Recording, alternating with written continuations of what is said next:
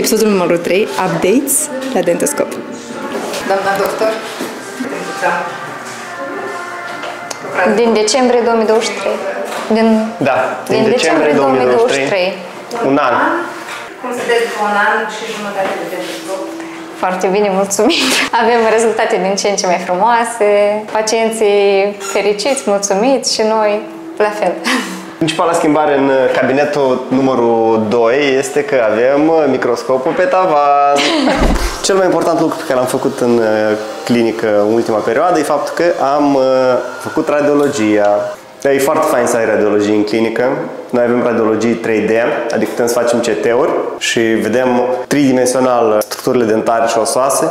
Și în felul ăsta putem să planificăm cazurile de chirurgie in-house, fără să mai meargă pacientul în altă parte.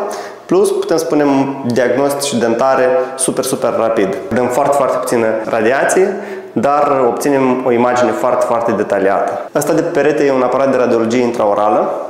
Noi îl folosim ca să facem radiografii 2D punctuale, segment dentar. Asta e ultima achiziție a mea. Sunt niște softbox-uri pentru ca să facem poze before and after la pacienți. Asta e.